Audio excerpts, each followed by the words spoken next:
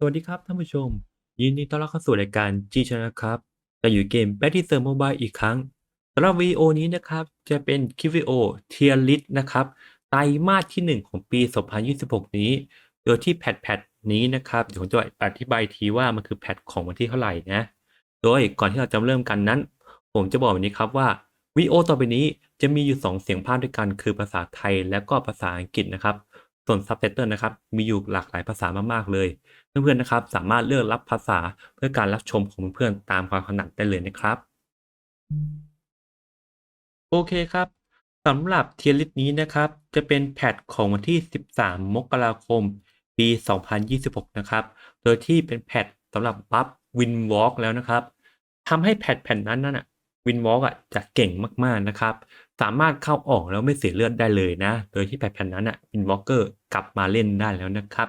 นี่คือแพทโน้ตนะครับ สำหรับการอธิบายใน Tier List นี้นะ โดยต่อไปนี้นะครับผมขอนิยามก่อนครับว่าใน Tier List ของผมเนี่ยตั้งแต่ Tier A จนถึง Tier SSS นะครับขึ้นไปสามารถเล่นได้เลยแต่ถ้า Tier B ถึง Tier D นะครับต้องถามว่าเราจะเล่นทำไมเมื่อมันไม่เก่งนะครับผมขอนิยามแบบนี้เลย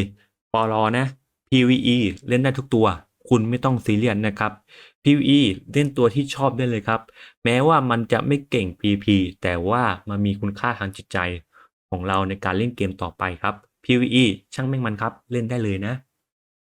สิ่งที่ควรทราบนะครับต่อไปนี้จะมีอยู่3ภาพที่ผมอยากให้เพื่อนได้อ่านกันนะครับสิ่งที่ควรทราบนะครับคือทุกอาชีพทุกตัวละครสามารถเล่น PVE ได้ทุกตัวนะครับแนะนำเล่นตัวที่ชอบได้เลย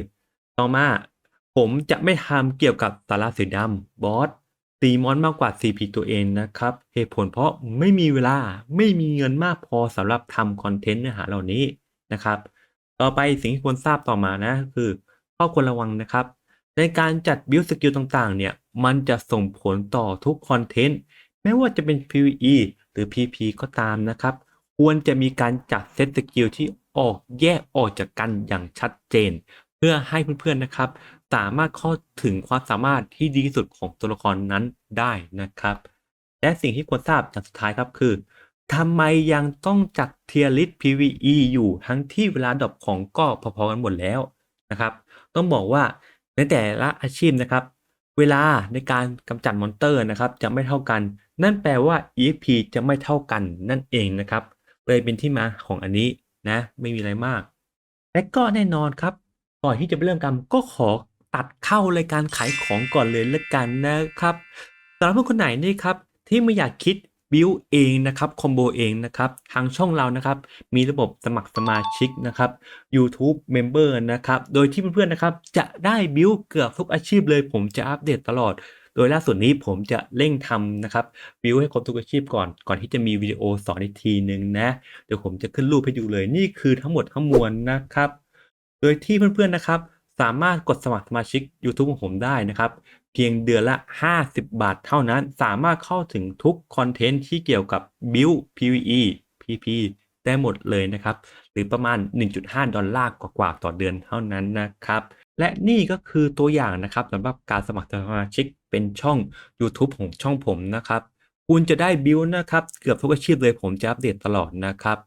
มีให้เกือบทุกอาชีพเลยเพื่อนๆสามารถกดสมัครสมาชิกและมาดูหัวข้อโพสต์ได้เลยนะครับหรือนะครับนี่แค่ตัวอย่างแรกนะครับ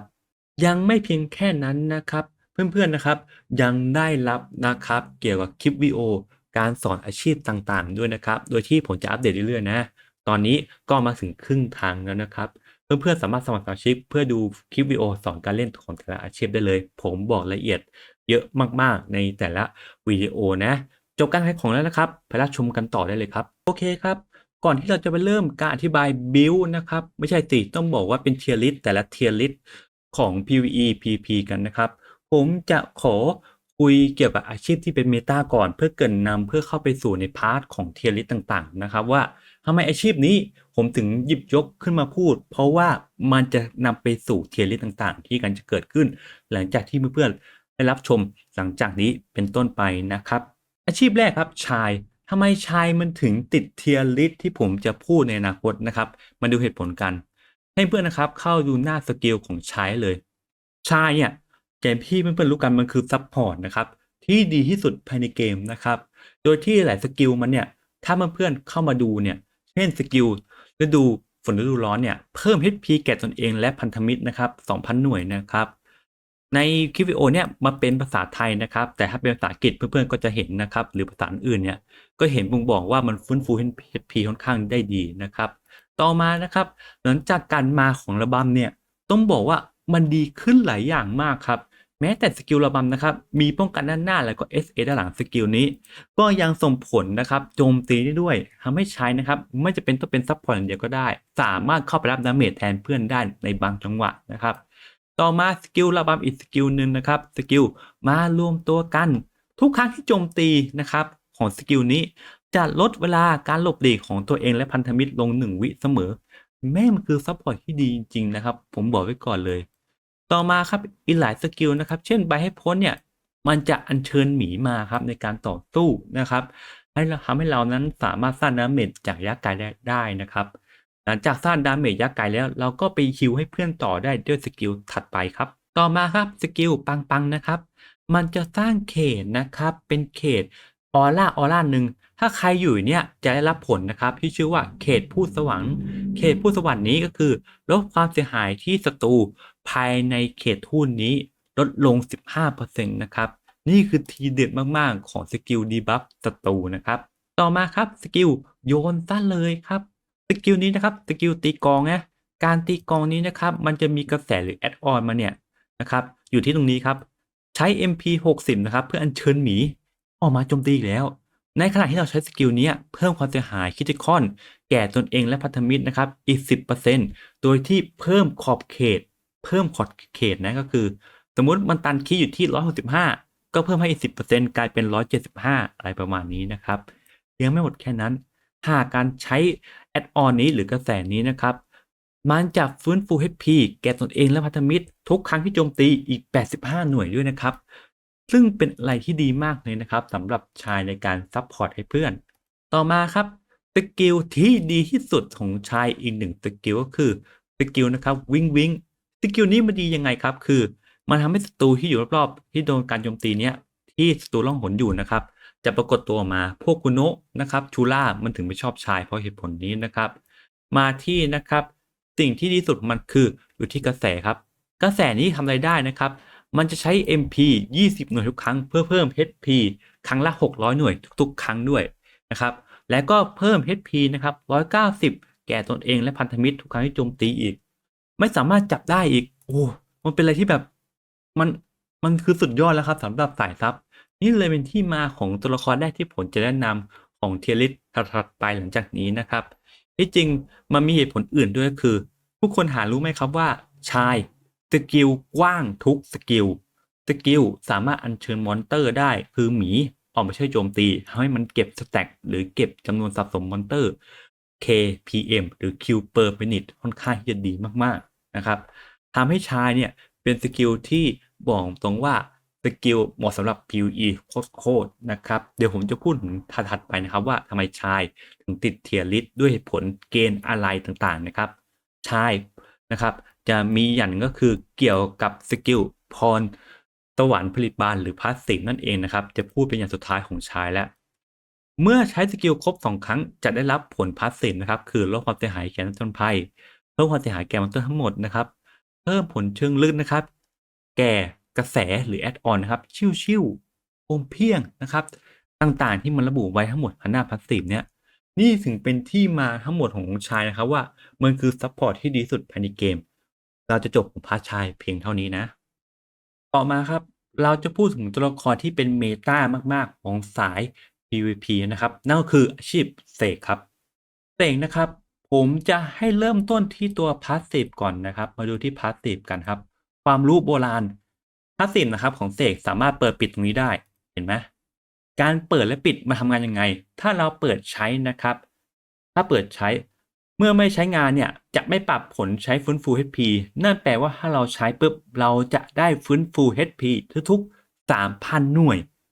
3,000 หน่วยครับซึ่งถือว่าเยอะมากๆนะครับเมื่อไม่ใช้งานนะครับเราจะได้ความเสียหายแก่มอนสเตอร์ทั้งหมดแทน 10% พูดง่ายๆคือถ้าปิดได้โจมตีมอนเพิ่มเติมแต่ถ้าเปิด ได้ฟื้นฟูเลือด 3,000 หน่วย โดยที่มันจะทำงานยังไงล่ะครับ การทำงานของมันนะครับของพาสซีฟก็คือเมื่อเรานะครับทุกๆ 8 วิมันจะรีเซ็ตนะครับสกิลที่ใช้นะครับจะมีอยู่ประมาณ 2 สกิลด้วยกันคือทลายมิติกับอาโธพิพากษาพร้อมกับเปิดใช้ความรู้โบราณคือไอ้ตรงนี้เนี่ยนั่นแปลว่าทุก 8 วิคุณได้ HP 3,000 หน่วยทุกครั้งมันเลยเป็นที่มาครับว่าเสกนั้นคือเมตาของ PVP มากๆเหตุผลเพราะยังไม่หมดแค่นี้นะมันฮีลเลือดได้แรงนะโดยที่มันสามารถรีเซ็ตคูลดาวน์ได้โดยที่คูลดาวน์ของแต่ละสกิลที่จะบอกหลังจากเนี้ยมันมีความพิเศษอีกนะครับเดี๋ยวผมจะพูดต่อในแต่ละรายละเอียดสกิลอีกทีหนึ่งต่อมาบิดเบือนมิตินะครับเมื่อปรับใช้ผลนะครับพาสซีฟความรู้แล้วนะครับโบราณแล้วเนี่ยจะเสริมอาโธพิพากษาทลายมิติระดับสูงมหาภัยสลายสิ้นบีบอัดมิตินะครับจะส่งผลให้มันมีมินิเอฟเฟกต์เดี๋ยวผมจะอธิบายอีกทีหนึ่งหลังจากใช้ทักษะครบ 3 ครั้งแล้วนะครับมันสามารถใช้ทักษะนะครับพร้อมกันได้ฟังไม่ผิดครับพร้อมกันได้เช่นอาโธพิพากษาทลายมิติมหาภัยสายสิ้นเนี่ยซ้ำกันได้ในเวลา 6 วินะทางโบราณเนี่ยเมื่อเราใช้แล้วเนี่ยมันจะเพิ่มขอบเขตการโจมตี 20% เพิ่มลดความเสียหายทุกท่าลงอีก 20% ด้วยกันโอเคทั้งหมดทั้งมวลเนี่ยพาสซีฟตัวเนี้ยมันจะส่งผลให้แต่ละสกิลหลังจากนี้ที่ผมจะอธิบายลงต่อนะก็คือขอเริ่มที่ตัวสกิลสืบทอดก่อนสกิลสืบทอดเนี่ยมันจะเอาตัวนี้มาครับออกสายฟ้าทลายทำไมไม่เอาสกิลเคลื่อนที่สืบระเบิดสายฟ้ามาเหตุผลเพราะว่าเสกมันไล่ฆ่ายากไล่ตามยากหนียากเขาเลยเอาตัวที่ยืนสู้ได้เลยนั่นก็คือออกสายฟ้าทลายมันมีฟอนต์การ์ดแล้วก็ SA ด้านหน้าครับทำให้มันนะครับใช้สกิลนี้นะครับในการที่รับดาเมจได้มันใช้ได้2 ครั้งนะครับสกิลนี้ใช้ได้2 ครั้งโคตรขี้โกงต่อมาครับสกิลอาบัมไม่มีอะไรมากนะ2 สกิลนี้2 สกิลเนี้ยมันได้รับผลทลายมิติอยู่แค่ไม่กี่สกิลนั้นเช่นบีบอัดมิติบีบอัดมิติเนี่ยพูดง่ายคือเมื่อพาสซีฟทำงานโจมตีเพิ่มอีก2 ครั้งนะครับต่อมาอาโทมาเคียเนี่ยอันนี้ไม่มีอะไรเลยก็คือเมื่อโจมตีสำเร็จเนี่ยมาให้ศัตรูสลบไม่มีอะไรเลย2 สกิลนี้ของระบำพูดง่ายคือใช้จากระยะไกลดาเมจมันแรงมากแค่นั้นจบผมไม่อธิบายเยอะนะครับต่อมาสกิลที่เป็นสุดยอดนะครับของตัวเด็กเลยอีก1 สกิลคืออาโทพิพากษาเมื่อเกิดพาสซีฟเนี่ยมันสามารถต่อยได้2 ครั้งครับแม้ว่ากดสกิลครั้งเดียวมาทำให้สกิลเนี้ยดาเมจแรงมากๆเห็นไหมสร้างอาโทพิพากษาเพิ่มอีก1 ครั้งคืออันนี้แหละนี่คือทีเด็ดของมันนะครับต่อมาอีกสกิลหนึ่งนะครับก็คือสกิลทลายมิติครับทลายมิติเนี่ยสามารถใช้ได้2 ครั้งเช่นเดียวกันนะครับเช่นเดียวกับอาโทพิพากษาถ้าติดพาสซีฟยังไม่หมดนะครับมันมีฟอนต์การ์ดด้านหน้าด้วยมีฟอนต์การ์ด SA ด้านหลังอยู่2 สกิลแล้วนะครับแถมสกิลนี้สามารถกดใช้ได้2 ครั้งเมื่อพาสซีฟทำงานด้วยยังไม่หมดทีเด็ดมันนะครับจะอยู่ที่โซ่ตรวนแห่งรอยแยกสกิลนี้นะครับเมื่อทำงานเนี่ยมันจะใช้นะครับMP 80 หน่วยเพื่อไม่ให้พ่นโจมตีเพื่อเคลื่อนที่ได้ไกลขึ้นแถมลดผลอันตรายนะครับและผลเผาไหม้นะครับต่อความทรงจำได้ด้วยทำให้มันนะครับเป็นตัวที่ลบล้างดีบัฟได้ส่วนหนึ่งด้วยนะครับเลยเป็นที่มาว่าทำไมเสกถึงนะครับติดเมตาที่จริงอ่ะมันติดเมตารู้ไหมเพราะว่าอะไรเพราะว่าหนึ่งเลยคือปัจจุบันเลือดเราเยอะขึ้นจากไอเทมสกิล2พวกวานนะครับอย่าให้อึดอย่าให้อึดต้องทำไงเล่นตัวที่รีเลือดเก่งนะครับลดผลธาตุเยอะๆตายยากๆมีฟอนต์การ์ดเยอะๆนะครับเสกคือหนึ่งในนั้นทำให้เสกนั้นติดเมตานั่นเองนะครับไม่มีเหตุผลเลยเพราะว่าวานเล่นแล้วมันชนะง่ายครับง่ายแบบง่ายจริงๆแต่ถ้าคุณจะเอาเสกไปได้ค่าหรือไล่ตามใครอย่าครับเป็นตัวอื่นเถอะ เสกสามารถเล่นเป็นตัวค้ำหรือตัวยืนเฝ้าหรือตัวเรียกไงอะตัวโซนที่ดีตัวหนึ่งเลยนะครับคุณจะเห็นได้ว่ากิลด์ลีกที่ผ่านมานะครับหลายๆกิลด์ไม่ว่าจะเป็นไต้หวันญี่ปุ่นเอเชียนะครับเล่นเสกเป็นคีย์หลักเพราะมันเก็บออบเจกตีฟได้ดีตันดาเมจได้เยอะตายก็ยากนี่คือเหตุผลที่ว่าทำไมเสกมันถึงติดเมตาครับโอเคครับต่อมานะครับอาชีพไซต์นะครับ ผมจะขอเริ่มต้นที่พาสซีฟเหมือนเดิมนะพาสซีฟของไซต์เนี่ยที่เรียกว่า เงามืดแห่งทะเลทรายครับเมื่อใช้สกิล2ครั้งในสถานะอสรพิษทมิฬอันนี้หมายถึงอะไรนะครับเพื่อนๆนะครับใครเล่นไซต์ก็จะรู้ว่าเพื่อนๆนั้นจะสามารถใช้สกิล2อันพร้อมกันได้นะครับฟังไม่ผิดครับสามารถใช้สกิล2อันพร้อมกันได้นั่นแปลว่าคุณจะมีคูลดาวน์ทุกๆ10วินาทีที่สามารถใช้สกิล2ครั้งพร้อมกันได้นะครับโดยที่จะปรับใช้นะครับอสรพิษทมิฬนะครับอสรพิษทมิฬหมายถึงอะไรมันจะเสริมนะครับสกิลดัดนิสัยบ่อทรายดูดอสรพิษขดตัวแล้วก็พิสูจน์การฝึกฝนนะครับทำให้สกิลเหล่านี้มีความสามารถมากขึ้นอีกทั้งยังได้รับนะครับลดความเสียหายสุดท้ายย้ำว่าสุดท้ายจากผู้เล่นเลยนะครับ 20%จากนักบอลไทยอีก 25%รวมกันเป็น 45%ยังไม่หมดเพิ่มความเสียหายแก่มอนเตอร์ทั้งหมดอีก 20%เวลาอีก 10 วินะครับลดเวลาใช้ซ้ำของทักษะหลบหลีกอีก 0.5 วิโอ้พระเจ้ามันเป็นอะไรที่แบบสุดจริงๆนะครับระหว่างที่กำลังใช้ทักษะเสริมอสรพิษนะครับจะอัญเชิญนะครับคราบทรายนะครับออกมาใช้ด้วยไอ้ตรงนี้แหละคือคราบทรายคราบทรายนะครับคืออะไรคราบทรายนะครับมันคือคูลดาวน์นะครับที่เป็นเหมือนกับตัวเสมือนกับเป็นตัวเราอีกตัวหนึ่งที่ใช้สกิลอีกสกิลหนึ่งนั่นเองนะครับต่อมาแรงต้านสุดท้ายไม่มีเลยครับหรือโหมดซอมบี้นั่นเอง ผมจะพูดถึงนะครับเพราะว่าทำไมไซต์มันเก่งมากๆนะครับเพราะสามารถมันเนี่ยมันจะอยู่ที่ตัวของนี่แหละครับเกี่ยวกับพาสซีฟที่สามารถใช้สกิล2อันพร้อมกันได้มันเป็นยังไงเดี๋ยวผมจะสาธิตให้ดูตัวอย่างนะครับอย่างที่ผมบอกเพื่อนๆไปนะครับไซต์นะครับมันสามารถใช้สกิลพร้อมกันได้ผมอยากให้เพื่อนๆดูที่มุมขวาล่างผมไว้นะครับจะมีหมายเลขสกิลบอกอยู่ก็คือหมายเลข1จนถึงหมายเลข10นะครับ ผมจะใช้สกิลหมายเลข2กับหมายเลข3พร้อมกันมาดูกันนะครับว่าเป็นยังไงกด2และ3นี่แหละครับนี่คือความสุดยอดของอาชีพไซต์นั่นแปลว่าเดี๋ยวผมจะอธิบายเพื่อนๆเกี่ยวกับรายละเอียดสกิลต่อนะสกิลที่สำคัญของไซต์เนี่ยก็จะมีนะครับสกิลดัดนิสัยนะครับโจมตีระยะไกลพร้อมกับเพิ่มเลือดต่อมาครับตัดสินโทษนะครับกระโดดนะครับลดความเสียหายไม่สามารถจับได้เป็นสกิลพุ่งเข้าหานะต่อมาครับบ่อทรายดูดนี่คือทีเด็ดเลยเพราะว่าอะไรเพราะว่าทุกครั้งที่ใช้สกิลนี้จะมีป้องกันด้านหน้า 1.5 วิแล้วก็มี SA ด้านหลังไอ้คำว่าป้องกันหน้า 1.5 วินะครับมันแปลว่าอะไรใช้ปุ๊บมีป้องกันด้านหน้าพวกคุณนะครับเริ่มคิดออกแล้วใช่ครับใช้สกิลนี้เสร็จใช้อีกสกิลหนึ่งเพื่อเสริมพาสซีฟที่สามารถใช้สกิล2อันพร้อมกันได้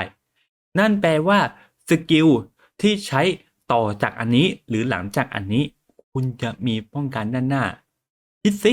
ว่ามันจะใช้กับสกิลอะไรทำให้เกิดคอมโบสุดขี้โกงมากๆนะครับใช่ครับสกิลจับนั่นก็คือกับดักอสรพิษ กับดักอสรพิษนะครับสามารถใช้ควบคู่กับพาสซีฟได้ทำให้เกิดคอมโบสุดขี้โกงอันนี้ขึ้นมาดูนะครับเดี๋ยวผมบอกไปนะครับดูที่มุมขวาล่างผมไว้ผมสอนในไลฟ์ไปแล้วผมจะสอนให้ดูแค่นิดเดียวคือมาดูกันหมายเลข1จนถึงหมายเลข10นะครับมุมขวาล่างกดแบบนี้ครับกดสกิลหมายเลข1 2 6นั่นแหละครับมันคือสกิลจับที่ไลท์ไล่แล้วก็มีป้องกันด้านหน้าคุณไม่สามารถขัดขืนมันได้เลยด้วยคอมโบนี้ดูมันใหม่ครับ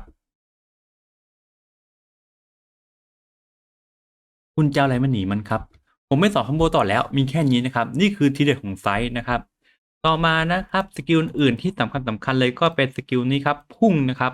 สวรรค์สะพรึงนะครับสกิลนี้ลดความเสียหายขณะใช้งานนะครับเป็นสกิลที่ไว้สำหรับหนีได้ก็คือแบบนี้นะไม่มีอะไรมากไซต์คร่าวๆก็จะประมาณนี้นี่คือทีเด็ดของไซต์ผมไม่บอกอะไรมากแล้วทำไมมันถึงติดเมตาเพราะเหตุผลนี้แหละครับ อาชีพต่อมาครับอาชีพคอแซครับอาชีพคอแซนะครับมีความพิเศษอยู่ที่พาสซีฟล้วนๆเลยครับไม่มีอะไรเลยพาสซีฟนะครับที่ชื่อว่าแย่งชิงนะครับเอาง่ายๆนะครับมันจะแย่งชิงผลต่อไปนี้ขอแค่นะครับอยู่ในขอบเขตการโจมตีแล้วก็เราโจมตีโดนศัตรูแย่ง AP DP ของศัตรูมา25หน่วย15วินาทีนี่ไม่ใช่ประเด็น ประเด็นมันอยู่หลังจากนี้ก็คือปรับใช้แยกกันกับผลเชิงลึกนะครับก็คือเราจะได้ผลลดและเพิ่มบรรทัดนี้ความเสียหายแก่นักลงทุนภัยเพิ่มขึ้น 20%แปลว่าอะไรคุณโจมตีเขาแรงขึ้น 20ศัตรูโจมตีคุณเบาลง 20%นี่แหละครับคือความโกงของคอร์แซร์อีกทั้งเพิ่มความเสียหายทักษะอีก10%นะครับขอแค่โจมตีโดนแค่นั้นย้ำว่าแค่นั้นโดยที่เป้าหมายถูกแย่งจริงเนี่ยไม่สามารถใช้ผลนะครับเชิงลึกพวกเพิ่มความป้องกันอะไรแบบเนี้ยได้เลยนะครับใช้ไม่ได้เลยที่จริงมันแค่เนี้ยมันก็โกงสุดติ่งแล้วนะครับยังไม่พอนะมันยังมาพร้อมกับนะครับผลนะครับในเขตลมหมุนเขตลมหมุนคืออะไรวะพี่ไอซ์มันคือนะครับสกิลต่อไปนี้ที่ผมจะอธิบายก็คือเดินเรืออันแสนสงบกับเดินเรืออันแสนสงบนะครับมันคือลดความเสียหายสุดท้ายแก่นักผจญภัยลงอีก10%เป็นเวลา5วิแม้มันกลายเป็นตัวที่อื่นมากยังไม่หมดมีสกิลสัญชาตญาณต่อสู้ทำให้ศัตรูนะครับโจมตีมันเบาลงขึ้นอีกทุกครั้ง4%เก็บสแต็ก5ครั้งเป็น20%คุณโจมตีคอแซเบาลงนะครับโดยรวมประมาณ50%นี่คือตัวที่โกงมากๆคุณเล่นไนท์แมร์คุณเล่น1-1คุณเจอไอ้ตัวหาเนี่ยคุณนอกอะไรมันละพูดตามตรงเลยให้มันฆ่าคุณเถอะนี่คือตัวเมตาอีกหนึ่งเมตาครับตัวคอแซใครเล่นคอแซนะครับมันไม่แปลว่าคุณเก่งครับมันแปลว่าคุณโกงนะครับมันคือตัวโคตรเมตาตัวขี้โกงหวังว่า PA จะปรับไอ้ตัวนี้นะครับโอเคไอ้เขตลมหมุนเนี่ยมันอยู่ที่สกิลไหนนะครับมาอยู่ที่ตรงนี้ครับ สกิลนะครับขึ้นพวยพุ่งเนี่ยมันจะสร้างเขตลมหมุนยังไม่พอนะลดความเร็วเคลื่อนที่โจมตีความเสียหายแก่นักผจญภัยแล้วก็ลดความเสียหายแก่นักผจญภัยเพิ่มอีก5%นะครับโคตร OP ย้ำว่าโคตร OP ยังไม่หมดมาพร้อมกับพลัง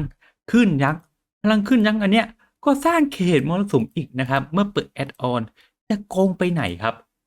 โคตรนะครับย้ำว่าโคตรเลยยังไม่หมด สกิลระบำนะครับสกิลระบำตัวนี้ที่ผมชอบเรียกว่าปาโลมาพิฆาตคือสกิลมันมาเลกานิมิตวานนะครับโดยที่มันมีป้องกันด้านหน้าแล้วก็ SA ด้านหลังนะครับคุณสามารถใช้สกิลนี้นะครับโจมตีศัตรูที่ไหนก็ได้เดี๋ยวปาโลมาจะไปฆ่าให้อัตโนมัติเป็นสกิลโจมตียากไกลครับสกิลนี้แม่งโคตร OP พูดตามตรงครับที่เหลือก็จะไม่มีอะไรแล้วครับ เนี่ยมันก็ไม่ควรที่จะกลมมากกว่านี้ คุณรู้ไหมว่ามันสามารถออโต้ใน1-1ชนะทุกสรรพสิ่งครับ นี่คือหนึ่งในเมตาที่ขี้โกงมากๆครับคอแซต่อมาครับอาชีพไททันครับอาชีพไททันนะครับมันจะเข้าสู่ร่างอสูรหรือพาสซีฟก่อนแล้วกันผมขออธิบายแบบนี้ครับพาสซีฟของไททันนะครับจะใช้ MP 35หน่วยนะครับใช้ทั้งหมด3ครั้งก็คือ105หน่วยนะครับในการเข้าสู่ร่างอสูรตัวไททันเนี่ยจะแปลงร่างเป็นอสูรครับโดยที่รูปแบบนะครับรูปลักษณ์จะเปลี่ยนไปนะครับแต่คุณนะครับสามารถมาเปิดปิดตรงนี้ได้นะครับว่าจะใช้รูปลักษณ์เป็นคนหรือร่างอสูรนะครับตรงนี้ส่วนอันนึงเนี่ยก็คือไม่มีอะไรมากถ้าใช้งานจะปรับใช้ฟื้นฟู HP นะครับถ้าไม่ใช้งานจะเพิ่มความเสียหายแก่มอนเตอร์แนะนำว่าให้เปิดครับเปิดไปให้หมดเลยนะครับแล้วแต่นะครับส่วนอันเนี้ยแค่เปิดปิดใช้งานร่างอสูรถ้าอยากเป็นร่างคนก็แค่ปิดอันนี้เองไม่มีอะไรมากนะครับมาเริ่มที่พาสซีฟครับพอมันเป็นร่างเป็นอสูรเนี่ยทำให้ศิลาลุ่งหล่นนะครับอ่ากระแสพัดกระหน่ำนะครับกระโดดสูงขึ้นเนี่ยแผ่เสียงคำรามเนี่ยมันเสริมให้ทักษะเหล่านี้แข็งแกร่งขึ้นที่จริงทั้งหมดทั้งมวลไม่ใช่นั้นครับทั้งหมดทั้งมวลอยู่ที่ตรงนี้ครับลดความเสียหายแก่ต้นภัยลงนะครับ20%ฟื้นฟู600หน่วยนะครับ HP นะ5วินะครับทุกๆ5วิเป็นเวลา30วิแปลว่าเพิ่ม6ครั้งคุณได้ MP เฮ้ยไม่ได้ MP ผู้ผิด HP 360หน่วยโจมตีสำเร็จได้200หน่วยโอ้เอาเข้าไปเพิ่ม HP สูงสุดอีก4,000หน่วยต้านผลช็อคเมื่อถูกโจมตีลดความเสียหายสุดท้ายอีกนี่คือทีเด็ดของไททันครับในร่างอสูรย้ำว่าร่างอสูรยังไม่หมดยังไม่หมดนะครับเอาง่ายๆครับต่อมานะในตัวของไททันเนี่ยมันจะมีทีเด็ดนะครับอยู่ที่สกิลต่อไปนี้นะครับสกิลกระโดดเข้าไปหา สกิลกระโดดเข้าไปหาเนี่ยของระบำเนี่ยมันคืออะไรเราไม่จำเป็นต้องเก็บสแต็กใช้อันนี้ปุ๊บคุณแปลงร่างเป็นอสูรทันทีเป็นเวลา30วินะครับเมื่อใช้ทักษะใช้ HP 2,000หน่วยไม่แคร์เพราะแปลงร่างเป็นอสูรคุณได้ทันที4,000หน่วยเพื่ออะไรครับสกิลสุดขี้โกงทำให้คุณนะครับไม่ต้องเก็บสแต็ก MP อะไรทั้งนั้นเข้าสู่ร่างอสูรทำให้คุณอึดขึ้นทันทีนะครับต่อมาครับสกิลพายุขวัญสังหารนะครับ ใช้ MP 100หน่วยนะครับในร่างอสูรนะจะไม่ถูกจับนะครับสกิลนี้ย้ำว่าต้องมี MP ถึงนะและก็ไม่สามารถถูกจับได้เป็นเวลา 1.5 วิแล้วก็ไม่โดนลดความโจมตีด้วยนี่คือหนึ่งในตัวที่ขี้โกงมากๆครับต่อมาที่ทำให้ไททันนะครับหรือยักษ์เนี่ยมันเป็นตัวที่น่ารังเกียจอีกอันหนึ่งก็คือมันมีสกิลจับครับสกิลจับของมันเนี่ยมันมีลูกเล่นก็คือมันจะใช้อยู่3สกิลนี้ในการพุ่งเข้าหาคุณนะครับก็คือพายุขวัญสังหาร คือมันจะหมุนเข้ามาแบบเนี้ยเจ็ตสกิลเนี้ยที่ผมบอกเนี่ยหมุนเข้ามาแล้วจับคุณมันไร้การดีเลย์ในการจับครับมันขี้โกงมากๆนี่คือเป็นเหตุผลครับว่าทำไม Titan นะครับถึงเป็นที่นิยมในเมตาปัจจุบันมันอึดมันมีจับนะครับยังไม่หมดแค่นั้นสกิลนี้ครับแพทย์เสียงคำรามแพทย์เสียงคำรามนี้นะครับเมื่อใช้นะครับในแรกอสูรสามารถฟื้นฟู HP ตัวเองและก็พันธมิตรได้900หน่วยนะครับ นึ่งจึงเป็นเหตุผลนะครับว่าทำไมไททันถึงติดเมตาครับอาชีพต่อมาครับ Buccaneer ครับ Buccaneer นะครับผมจะขอเริ่มที่ตัว Passive ก่อนไม่มีอะไรมากใช้สกิลครบ3ครั้งทุกครั้งที่ใช้ MP 40หน่วยนะครับเรียกนะครับเขาเรียกว่าไรปืนใหญ่นะครับออกมาโจมตีให้เรานะครับโดยที่ปืนใหญ่นี้ก็คือเมื่อใช้สำเร็จนะจะได้รับผลนะครับเพิ่มความเสียหายทักษะทุกทักษะเลย 15%มอนเตอร์อีก 10%แล้วก็เรียกไอ้ปืนใหญ่ออกมาโจมตีทั้งหมดทั้งมวลนะครับที่ผมบอกมาเนี่ยนี่ไม่ใช่ทีเด็ดของตัวBuccaneer Buccaneer ทีเด็ดอยู่ที่สกิลมันไคได้ตลอดเวลาผมบอกทุกไลฟ์ว่าทำไมไคมันถึงเก่งในแพทนี้ตัวของ Buccaneer นะครับก่อนที่จะเป็นแพทระบำนะครับมันไคได้อยู่แล้วปัจจุบันเนี่ยเอาง่ายๆคือสกิลมันไคไม่ถึงอะไรโจมตีไปด้วยเคลื่อนที่ไปด้วยได้นะครับ นี่จึงเป็นเหตุผลว่าทำไมนะครับตัวมันถึงเก่งมากๆเพราะมันโจมตีไปด้วยเคลื่อนที่ไปด้วยนั่นเองนะครับผมจะให้ดูวิธีการเล่นคร่าวๆประมาณนี้ครับคลิปวิดีโอต่อไปนี้ครับไม่ใช่คลิปวิดีโอสอนนะถ้าอยากรู้การสอนของบูคานะครับสามารถสมัครได้นะครับเพียงเดือนละ50 บาทเท่านั้นหรือ$1.5กว่าๆในการสมัครสมาชิกยูทูบนะครับโอเครับชมต่อได้เลยคลิปวิดีโอต่อไปนี้ไม่ใช่คลิปวิดีโอสอนการเล่น Buccaneer อะไรเท่านั้นผมจะให้ดูว่าทำไมมันติด Meta เพราะเหตุผลนี้ครับดูมันเล่นครับ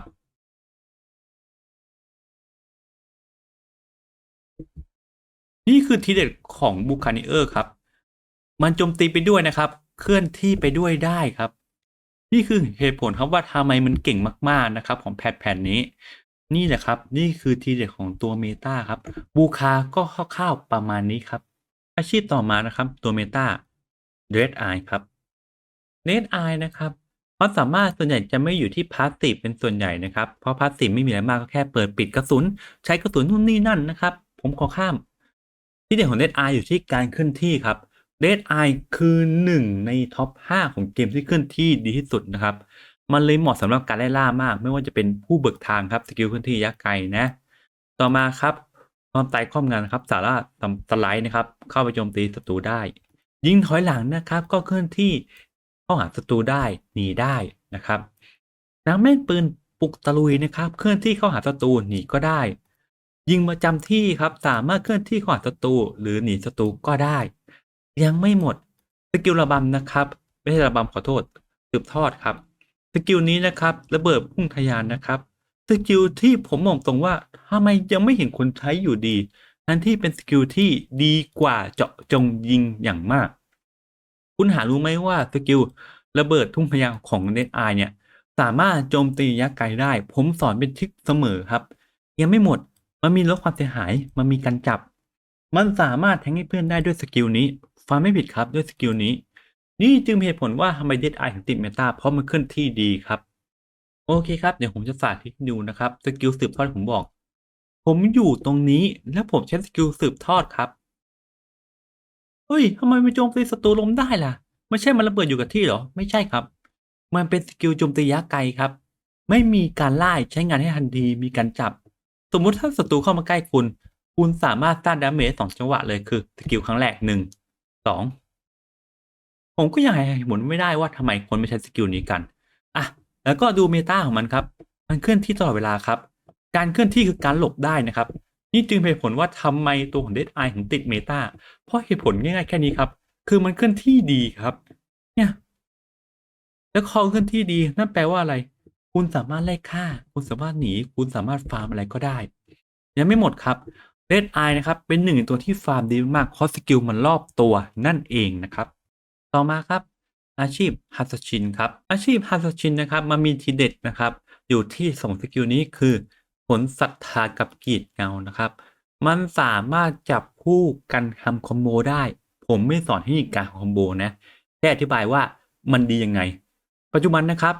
ฮัตชินไม่ใช่สายตีใกล้ครับพวกคุณฟังไม่ผิดปัจจุบันเวลาเล่นฮัตชิน มันเล่นสายตีไกลกันครับ และมันเล่นตีไกลเก่งกว่าอาชีพตีไกลอื่นๆ เหตุผลดีมากๆ เพราะว่าสกิลนี้ระบำนะครับ เป็นสกิลโจมตียะไกลนะครับ แถมตอนที่อยู่ในสถานะนะครับพาสซีฟมันแรงขึ้นอีก 50%ด้วยกัน ยังไม่หมด มันมีโจมตีระยะไกลด้วยสกิลนี้ ทะเลิงทะลวงเพลิงนะครับสกิลโจมตีระยะไกลที่เพิ่มความเสียหายอีกเมื่อติดพาสซีฟยังไม่หมดมีสกิลป้องกันด้านหน้าที่มี SA ด้านหลังที่สามารถใช้สกิลได้2ครั้งอย่าง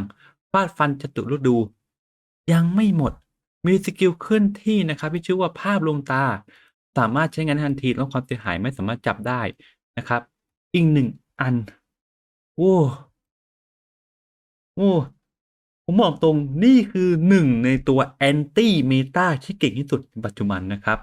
แนะนำครับคิดอะไรไม่ออกเล่น Assassin สายตีไกลครับไปลองหาคอมโบดูเองนะแต่ถ้าไม่แล้วก็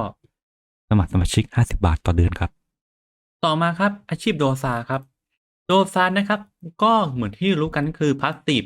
เรียกเงานะครับออกมากับจากสกิลแทกึกนั่นเองครับทำให้นะครับผลความเสียหายมีความแรง20 40 80%ตามระยะทาง ของผู้ใช้งานกับศัตรูนะครับ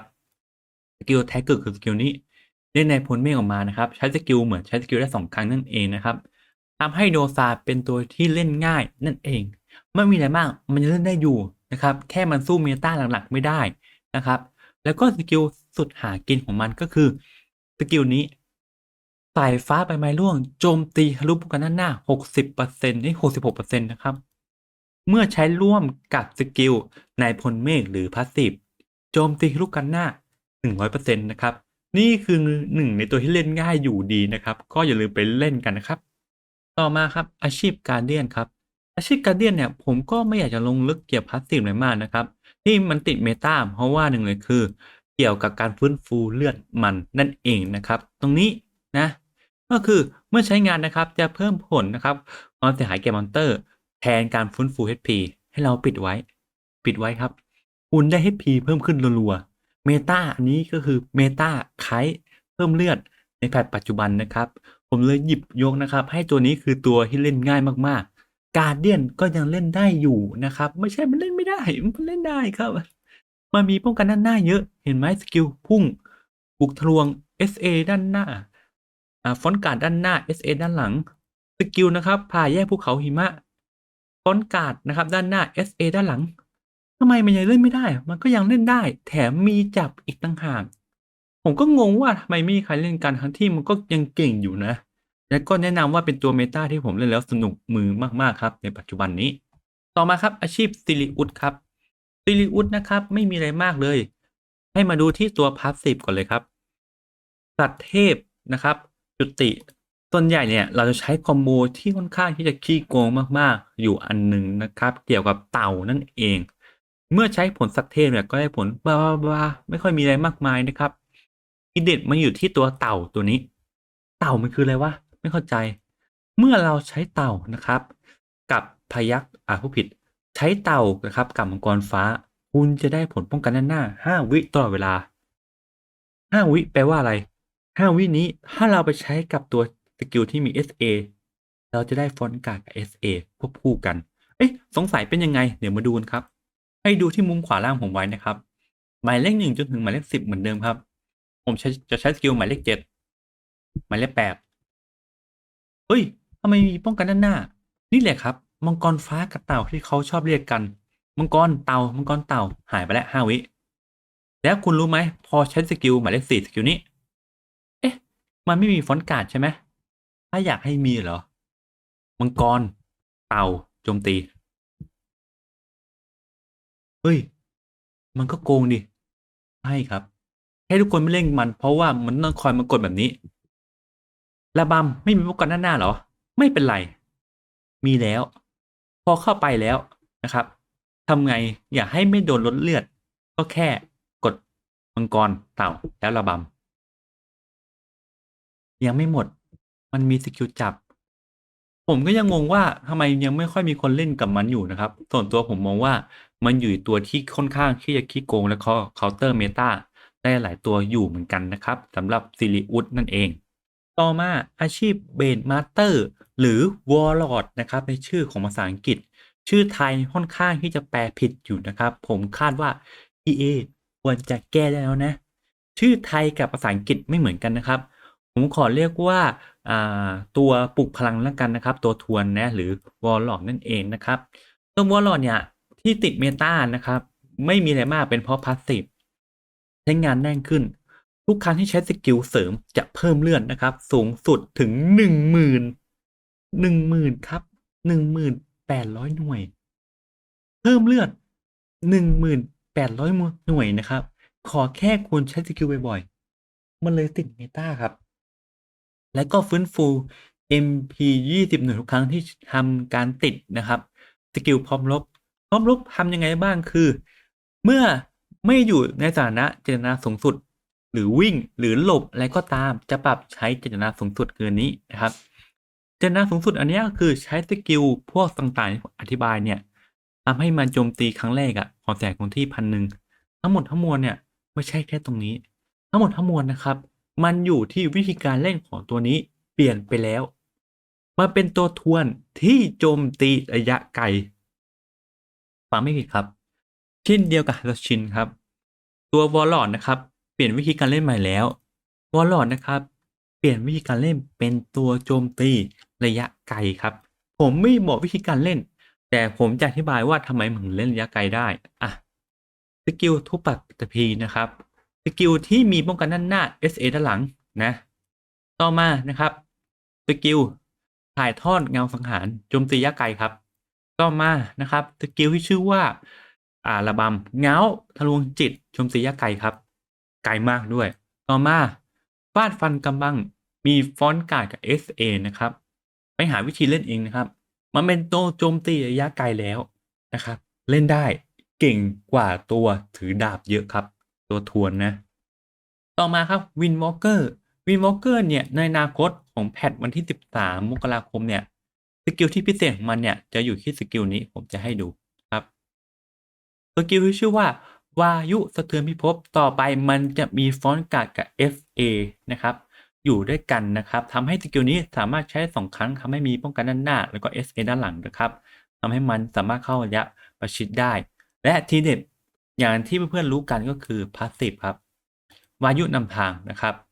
วายุนำทางเนี่ยความพิเศษมันจะอยู่ที่ใช้สกิลที่เกี่ยวกับการเคลื่อนที่ครบ3ครั้งครั้งต่อไปจะมีป้องกันด้านหน้าและก็ซูเปอร์เมอด้านหลังไม่สามารถจับได้ลดความเสียหายคุณสามารถวนลูปเข้าหาศัตรูโดยที่คุณไม่เป็นอะไรเลยได้อะไรคือสกิลเคลื่อนที่ครับสกิลเคลื่อนที่เช่นสว่านลมถ้าใช้1ครั้งนับเป็น1สแต็กต่อมานะครับสกิลชื่อว่าเงื่อนไม้เถาใช้1ครั้งนับเป็น1สแต็กนะครับต่อมาสกิลชื่อว่าวายุไล่ลำใช้1ครั้งนับเป็น1สแต็กสกิลนี้ใช้3ครั้งนับเป็น3สแต็ก ทุก3สแต็กมันมีป้องกันด้านหน้าลดความเสียหายไม่สามารถจับได้ นี่คือทีเด็ดที่จะเกิดขึ้นในวันที่13มกราคมปี2026นะครับว่าทำไมมันถึงเล่นได้นะครับเพราะว่ามันไม่เป็นอะไรเลยนะมันขี้โกงตรงนี้ครับคุณสามารถเคลื่อนที่เพื่อหลบสกิลศัตรูได้คุณไม่จำเป็นต้องกดออโต้เพื่อชนะคุณแค่กดสกิลเคลื่อนที่เพื่อหนีแล้วก็วนกลับไปทำสกิลใหม่ได้นี่คือทีเด็ดของการเล่น Windwalker ในอนาคตนี้ครับ โอเคครับ ต่อไปผมจะพูดถึงอาชีพอื่นๆแบบคร่าวๆและเร็วๆอะนะที่ยังพอติด Meta อยู่บ้างนะครับใน Tier A ของผมเซราฟครับร่างเทพครับกดออโต้เพื่อชนะแค่นี้ครับ Destroy นะครับสกิลกันจับเยอะโจมตีระยะไกลได้ดีนะครับแถมเป็นตัวชนให้กับทีมได้ด้วยถ้าเล่นสาย MP เนี่ยเรียกค่อนข้างได้ว่าแทบจะอมตะเลยครับต่อมาพิมโรสหรือยอนฮาวานะครับหรือตัวน้ำแข็ง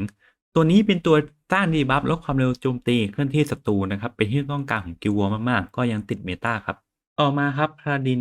มันดีที่มันมีป้องกันด้านหน้าลดความเสียหายจาก Passive นะครับทำให้ตัวละครมันยังเล่นได้แล้วก็เป็นที่ต้องการต่อทีมที่ใช้พวกทรัพยากรด้วยนะครับ Paladin ยังติด Meta อยู่นะ Scorla นะครับหนึ่งในตัวละครที่เข้าไปแท้งต้าน debuff ศัตรูอึดรีเลือดได้นะครับก็ยังติด Meta อยู่นะครับ Raven ครับ เจ้าแม่ไคท์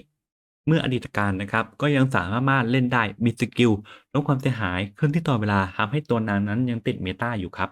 ต่อมานะครับผมจะพูดถึง Tier List แล้วที่ผมเกริ่นนำในอาชีพก่อนนะครับเพราะว่าเพื่อนๆจะได้เห็นภาพรวมว่าทำไมถึงเป็น Tier List แบบนี้นะครับ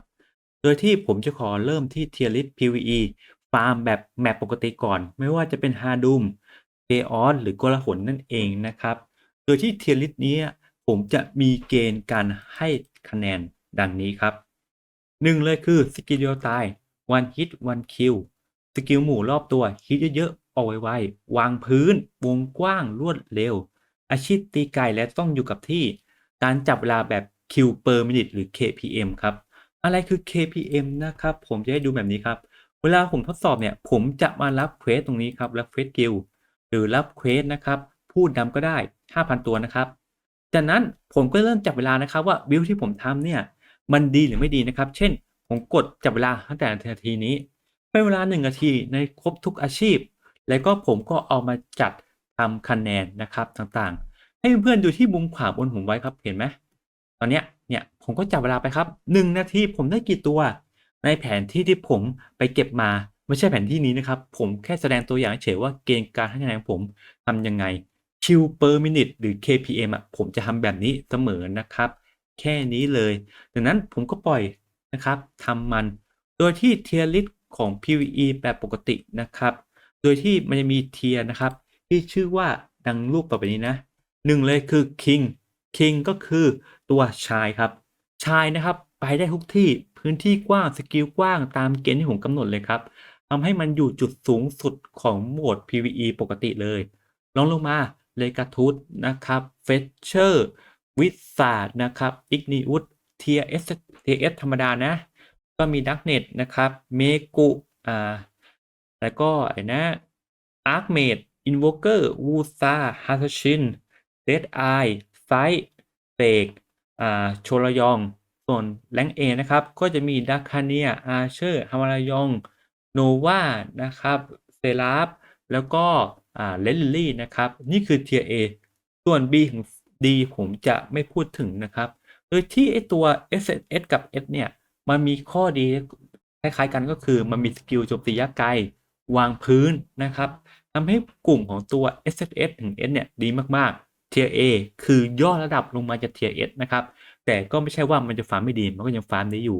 ส่วน B ถึง D เนี่ยมันค่อนข้างที่จะแย่ครับแต่ทั้งนี้ทั้งนั้น คุณจะกลัวอะไรเดี๋ยวผมเกริ่นนำตั้งแต่ต้นคลิปว่านิยามของผมนะครับ PVE เล่นตัวไหนก็ได้ขอแค่คุณมีความสุขคุณก็เล่นได้ครับโอเคครับต่อมาจะเป็น Tier List ของการฟาร์มทะเลทรายนะครับทะเลทรายเนี่ยต้องบอกก่อนว่ามอนสเตอร์นั้นจะเกิดนะครับไม่เหมือนกับแผนที่ปกติจะเกิดช้ากว่าหน่อยหนึ่งแล้วก็มันก็จะกระจายในบางฝูงก็ใกล้กันทำให้สกิลนั้นหรือการจัดเซตสกิลนั้นส่งผลมากต่อการเก็บมอนสเตอร์ในแผนที่นี้นะครับในแผนที่นี้นะครับยิ่งเราฆ่ามอนสเตอร์เร็วเท่าไรนะครับ เราก็จะสามารถบริจาคแท่นบูชาได้เร็วขึ้นเท่านั้นนะครับดังนั้นเกณฑ์การให้คะแนนของผมในการจัด Tier List การฝากทะเลทรายจะมีดังนี้ครับ1สกิลเดียวตายนะครับ One Hit One Kill 2สกิลหมู่รอบตัวฮิตเยอะออกไววางพื้นวงกว้างรวดเร็ว3สกิลตีไกลนะครับพวกอาชีพตีไกลอยู่กับที่4การจับเวลาแบบ Kill per minute ไอ้ Kill per minute เนี่ยสามารถรับได้จากพวกเฟสนะครับที่ตีเผาต่างๆก็แค่จับเวลาแค่นั้นเลย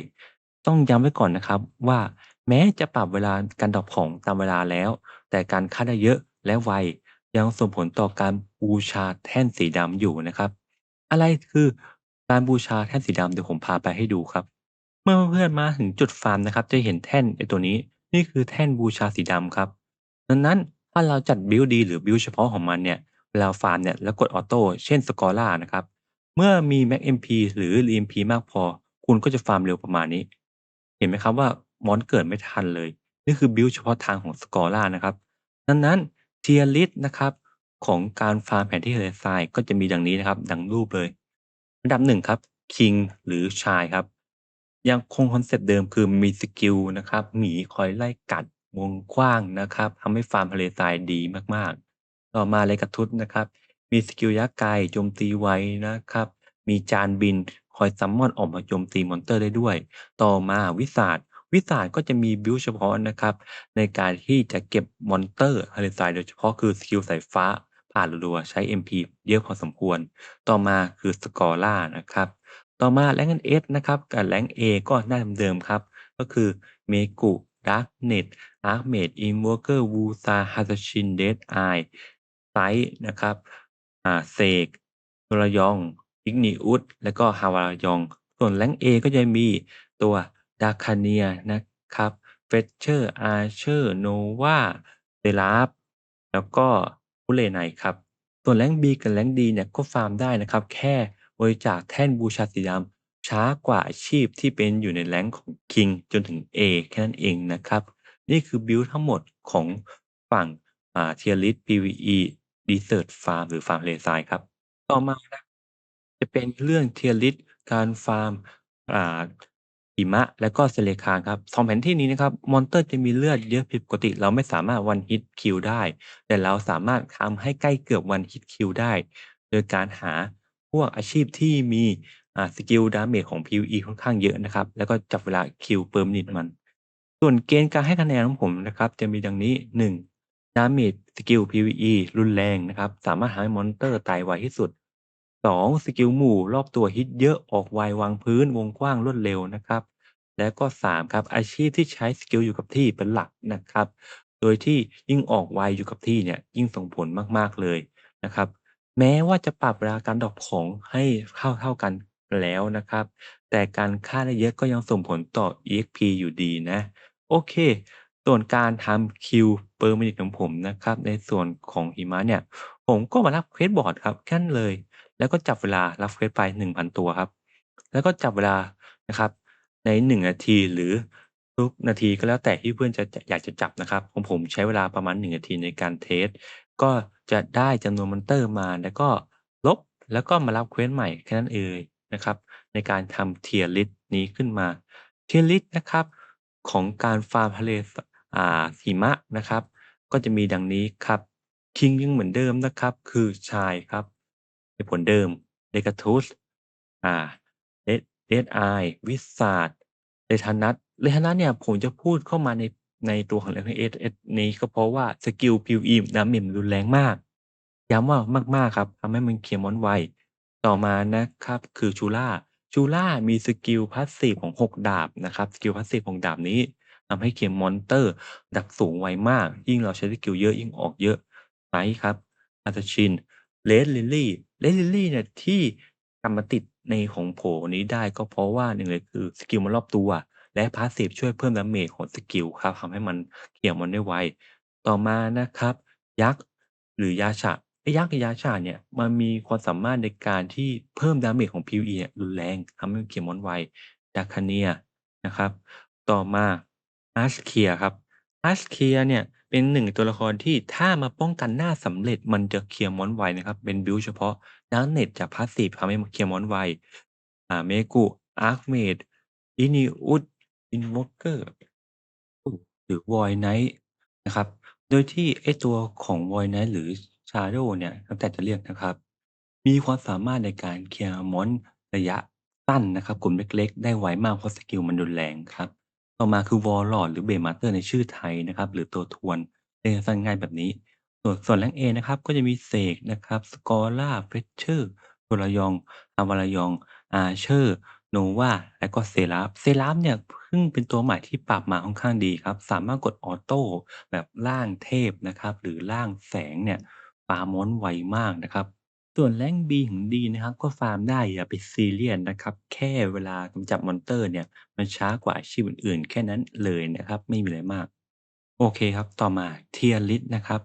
ตึกประชันราชาแห่งเทพนะครับไม่ว่าจะเป็นแบบ1-1นะครับแบบใช้ของและไม่ใช้ของผมจะขอไม่ทำ Tier List ด้วยเหตุผลประมาณนี้ครับการแข่งขันปกติเนี่ยของเล่นประชันนะครับ1-1ณตอนนี้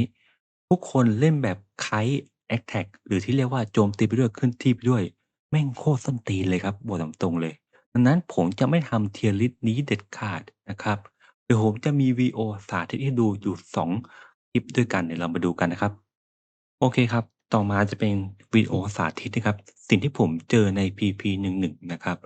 โดยที่วิดีโอนี้เพื่อนๆจะเห็นแล้วก็จะเริ่มเข้าใจว่าทำไมปัจจุบันนะครับ การจัดทำ Tier List ตัวเนี้ยมันไม่โอเคแล้ว โดยที่ปัจจุบันเนี้ยเขาจะเล่นกันประมาณนี้คือ1เลยคือเขาจะเล่น Kite ตัวละครไหนนะครับที่มีหลบเยอะมีลดความเสียหายเยอะสามารถเข้าออกได้ฟื้นฟู HP ได้นะครับเขาจะเล่นตัวนั้นเป็นหลักนะครับ โดยที่เดี๋ยวผมจะบอกเทคนิคอีกทีหนึ่งนะครับให้เพื่อนๆนะครับดูหลอดเลือดของศัตรูไว้นะครับตอนนี้ผมโจมตีไปแล้วเลือดเขาก็เพิ่มขึ้นเรื่อยๆด้วยมันมีเหตุผลประมาณแค่ไม่กี่อย่างในการเล่นนะครับจะเห็นไหมครับว่าเขาเข้าและออกเข้าและออกไม่โจมตีตรงๆเห็นไหมแค่นี้นะครับวิธีการเล่นของแพทปัจจุบันของตัว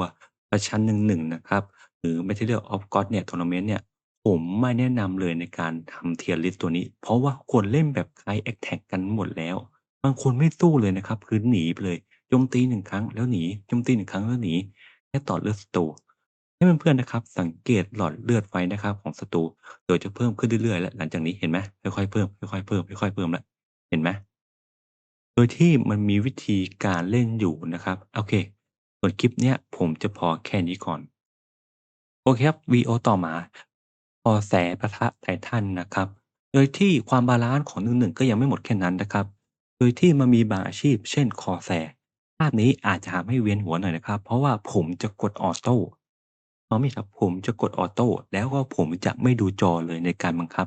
มาดูกันครับว่านี่คือความระย้ำของอาชีพคอแสที่เกิดขึ้นใน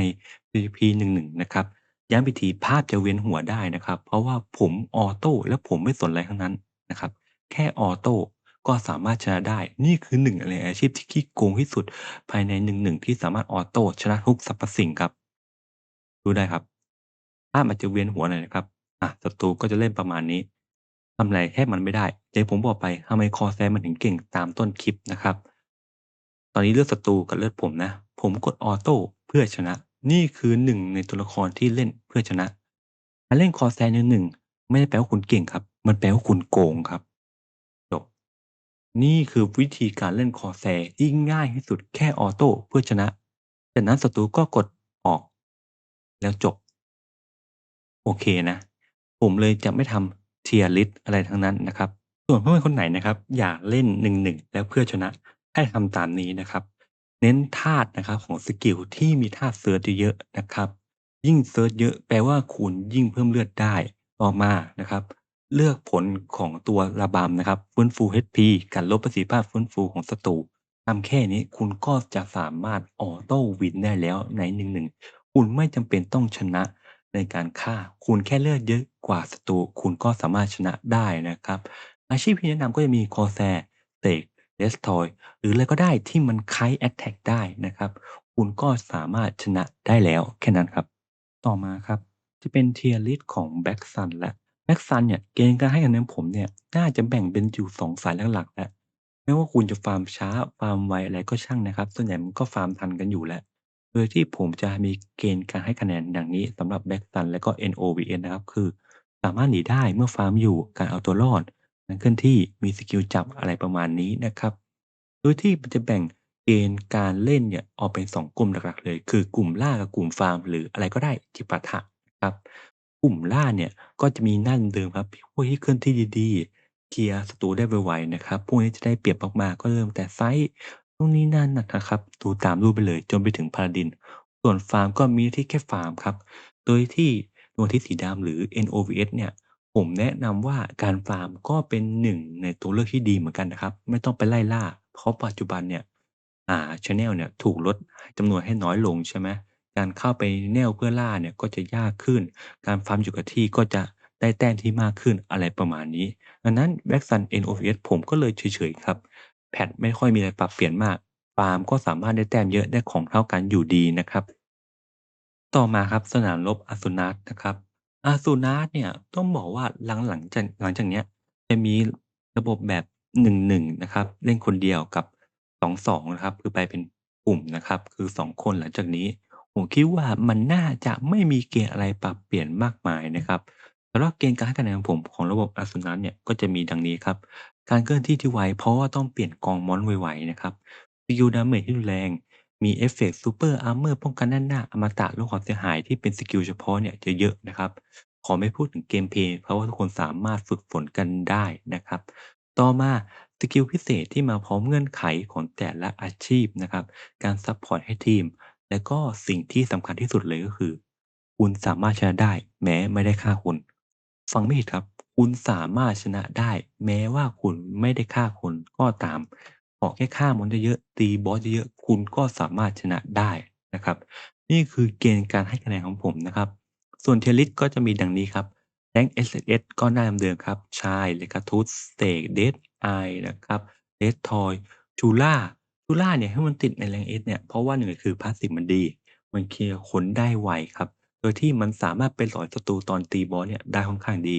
Size Assassin นะครับ อาซาชินเนี่ยค่อนข้างขี้โกงมากเพราะมันเบิร์สดาเมจแรงมาก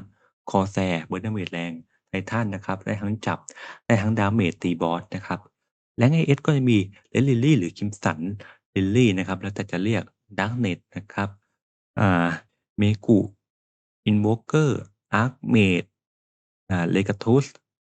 ขอโทษครับ Igneous Dosa Buccaneer อ่า Sirius Draven Invoker ต่อมา Rank A นะครับก็จะมี Scola Chonryong Hwararyong นะครับต่อมาก็เป็น Archer Wizard Wusa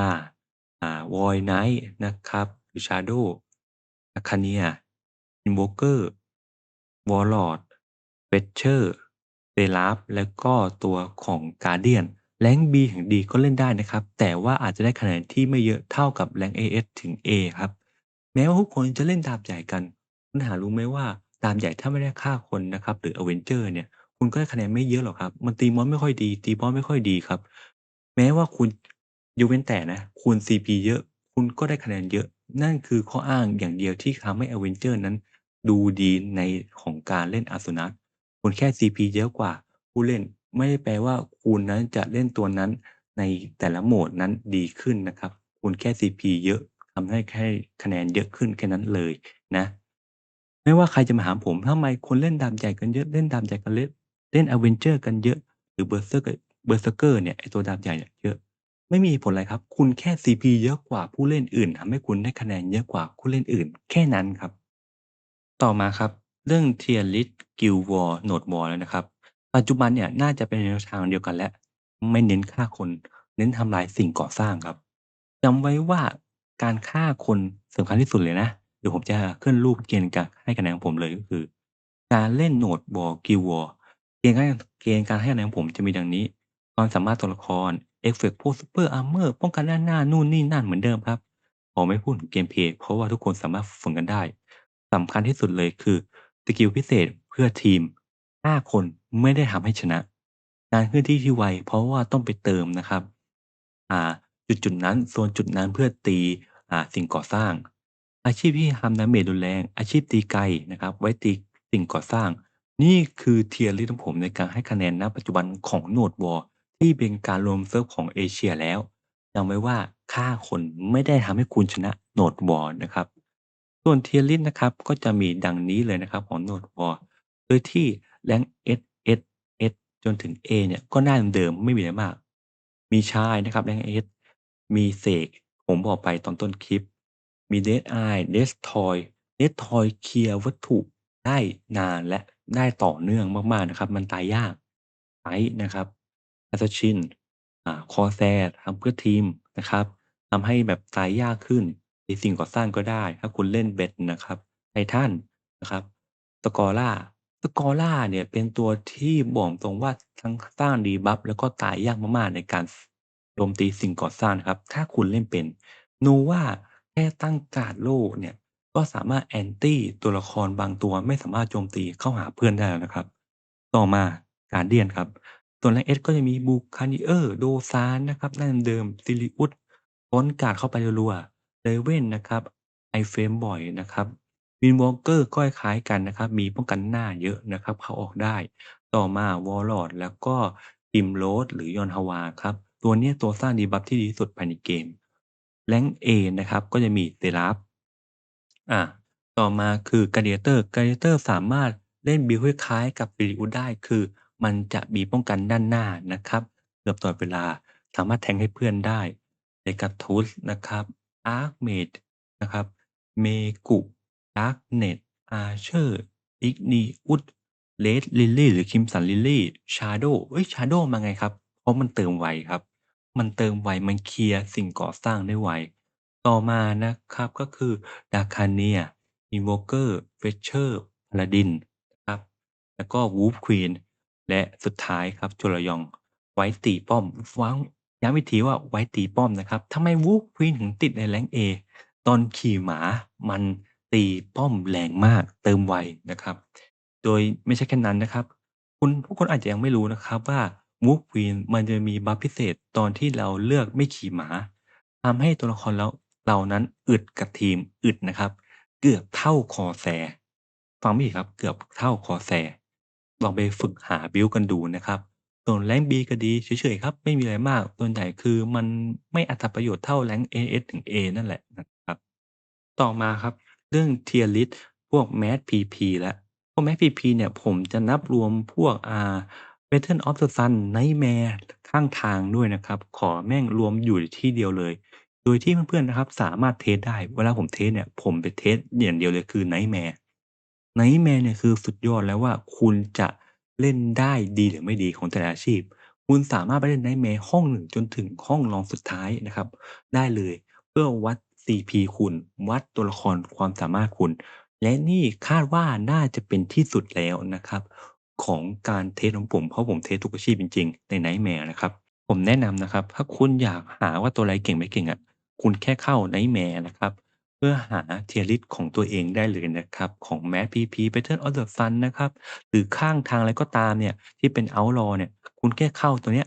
ระดับ1จนถึงระดับ4เนี่ยถ้าคุณ CP ไม่เกินนี้นะครับแคปประมาณนี้คุณลองเข้าดูแล้วคุณก็จะรู้ครับว่าอาชีพคุณนั้นมีความสามารถหรือไร้ความสามารถยังไงได้เลยนะครับแค่ลองไปเล่นดูทีนี้มาดูกันว่าเกณฑ์การให้คะแนนของผมจะมีอะไรบ้างจะมีดังนี้ครับ 1นะครับความสามารถตัวละครเช่น Super Armor ป้องกันด้านหน้าอมตะ iframe ลดความเสียหายขอไม่พูดถึงเกมเพลย์เพราะว่าคุณสามารถฝึกฝนกันได้สกิลพิเศษมาพร้อมเงื่อนไขของแต่ละตัวละครเช่นขอแต่นะครับสกิลดาเมจที่รุนแรงแค่นี้ไม่มีอะไรแล้วนะครับส่วน Tier list ก็จะมีดังนี้นะครับ Rank AS ก็จะมีเสกหายากถ้าใครเข้า Nightmare ก็จะรู้นะครับ Battle of the Sun เจอบ่อย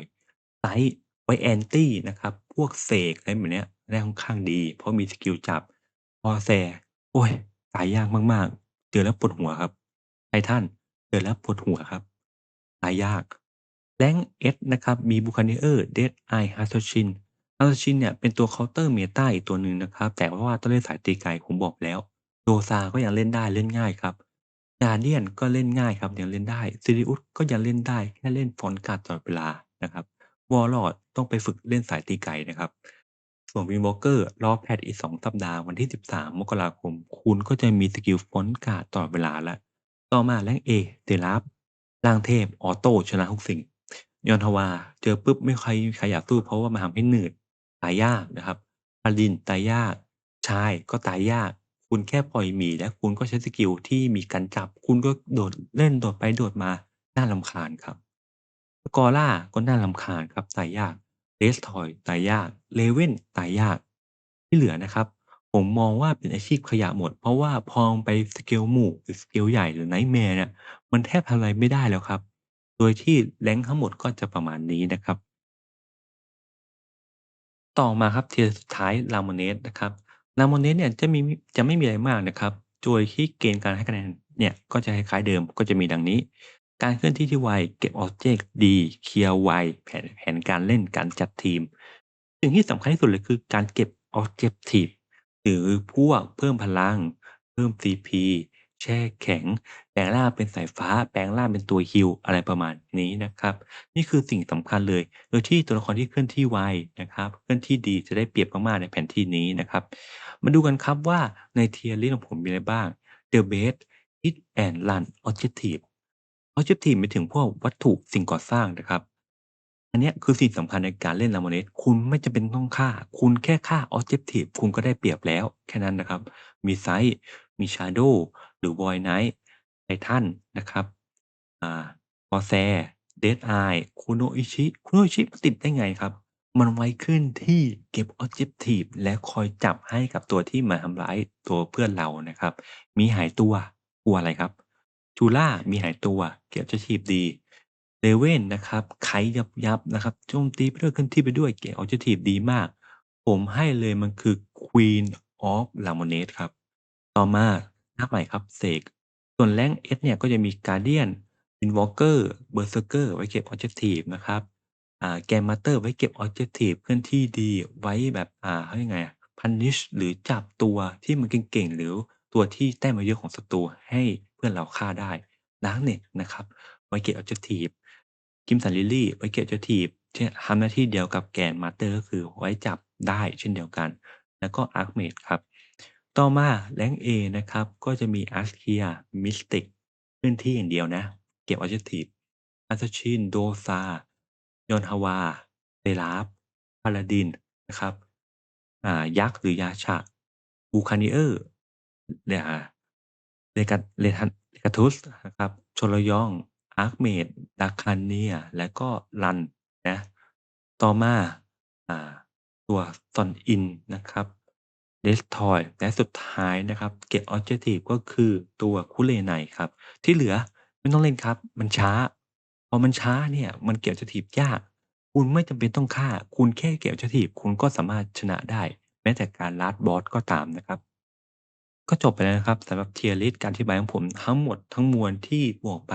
ก็ค่อนข้างที่จะทำนานอยู่ครับเพราะว่าเนื้อหามันเยอะพอมันเยอะอธิบายเยอะวิธีทดสอบผมก็มันค่อนข้างยุ่งยากครับ